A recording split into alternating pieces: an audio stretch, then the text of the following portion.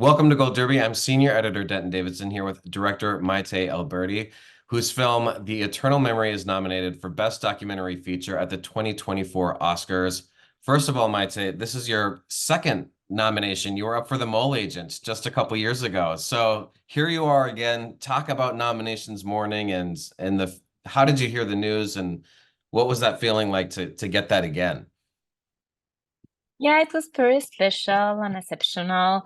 We screamed a lot. I didn't expect that. We worked for 12 months, and it's difficult to maintain a campaign for such a long time. We premiered at Sundance 2023.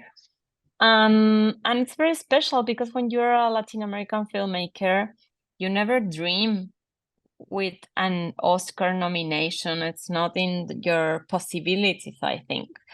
And and it's very, very exceptional. And I feel that I represent a lot of directors of Latin America, and it's very important that the Academy is more open to film in another language now.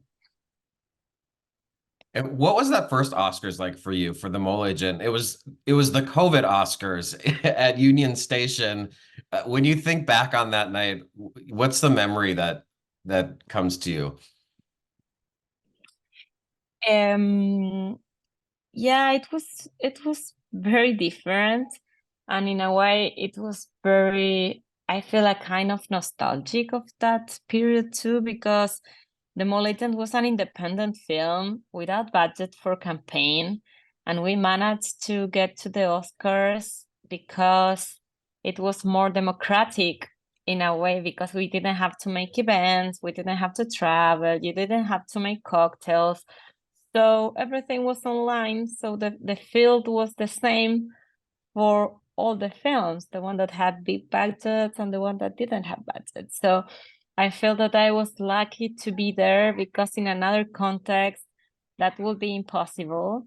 And I didn't travel for a year, and my first plane was to get to the Oscar ceremony. So yeah, everything was like very exceptional, and now it's great to see so much people, but at the same time it's a crazy way to understand the campaigning promotion. Yeah. Well, The Eternal Memory, it's this beautiful love story. Tell me about this couple you feature in the film. Augusto, he's this renowned Chilean journalist, and his wife Polly, an actress. Talk to me about them and how you came into contact with them and their story. Yeah, I was super lucky because Augusto and Paulina, I admire them for all my life, but they are very important figures in Chile. But I was lucky to see them in a work context, and I realized that um, Paulina brings Augusto to the work, and they like try to be on the world, and they didn't hide Alzheimer. They really were like adapting to society without being isolated. And it's the first time that I saw a person with dementia so into the world, like trying to be in sociability and in love and being a couple. And when I saw that, I immediately invite them to make a film about this love story. I always use the love story word with them. And when you heard about the story, what was your initial idea for the film? And then did the film turn out the way you had planned, or did it go in a different direction once you got started? Because with documentary filmmaking, you just never know where the story will take you. Yeah, you never have the control, and you have to adapt. And in this case, it was a big adaptation because we were shooting for 2 years when COVID came.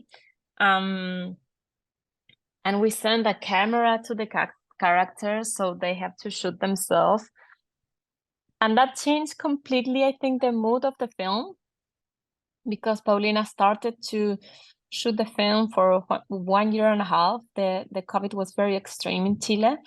And I was not expecting at the beginning that material will be useful. I thought it was more like a research material. And at the end, it was a big lesson for me about cinema because the material, it's terrible. Like I tried to teach her how to use the camera and it's completely out of focus. It's completely dark. When I receive it, it's like, okay, this is this is not possible. But at the end, her material, it's so deep and have so much intimacy. And even if I had, because I have all the access of the world to this couple, even having that access, it was like I will never be there at 2 a.m. in the middle of the night. So that it's a gift of intimacy that the abstraction gave me. So I think that it's very special and important for me as a lesson of cinema. Like you don't care at the end the quality of the image. The most important thing is the emotion. So I was gonna ask about that. So how much of the time were you there, and then how much are you relying on this footage that you're getting from Paulina and trusting that she's gonna turn the camera on in those moments that you need? Yeah, I think that was very like she understands the camera as a company, and it's time that she needs a witness or she needs to share what she was living. She decided to turn it on, and it was an intuitive decision that she take. I never like say to her like I need this kind of scenes or um yeah, it was not like with a direction. It was only what she wanted to share with me. So it's very honest, I think, and yeah, very, very truth. Yeah. And throughout the films, the film you cut to moments of Augusto in his prime as a journalist, and he's this smart, charismatic father. How do you decide which pieces you want to show from his past, and then talk about what that was like in the editing room and how you put all this together to make it a cohesive film? Yeah, it was very special because it was like I thought I was making a film about Alzheimer, but at the end I realized that it's not about a film about what you forget.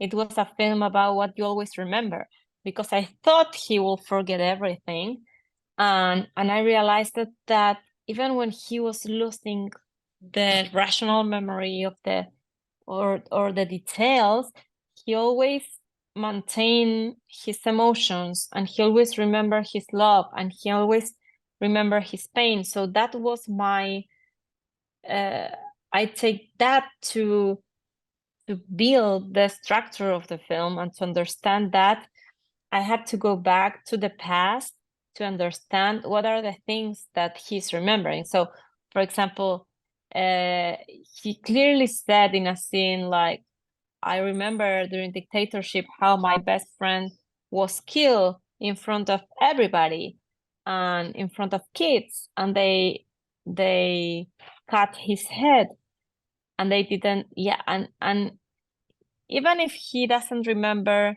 what he did the day before, he always remember the details of that pain until the end.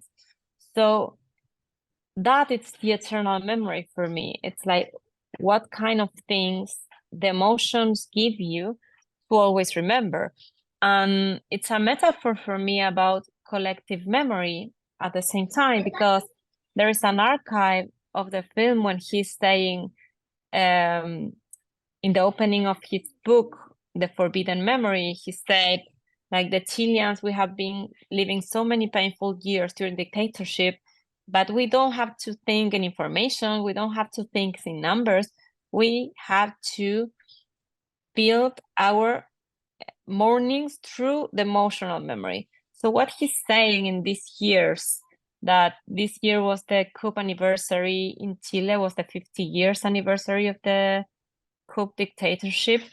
And it's the first time that we start listening a very radical right-wing sites saying like the human violations was justified in that context. And what he's saying and what we are saying in the film, it's okay, you can reinterpret or try to erase information, but you can never erase the pain of people that lived that period. And the pain of the country, it's always going to be there, even if you try to change or reinterpret information. And that is the narrative that we have to say, and that's the narrative that we need to build. And I think that is the exercise that I wanted to make with the film and in the editing. It's like that it's what you always remember, and that is the narrative that the country and the people must do, and the filmmakers. It's the narrative of the emotions.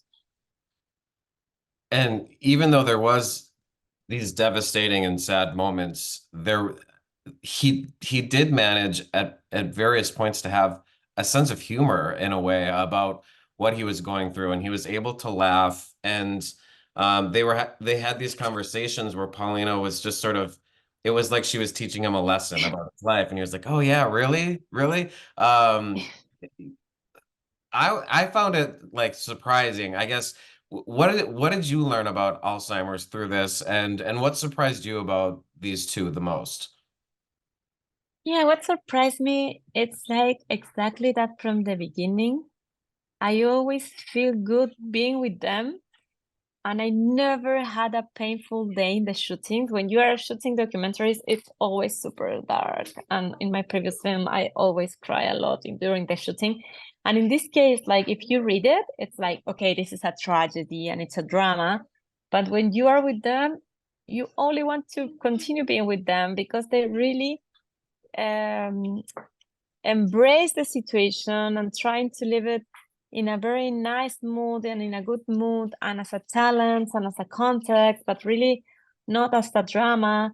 And what I learned is that uh, genres in reality, as we understand it in fiction, does not exist.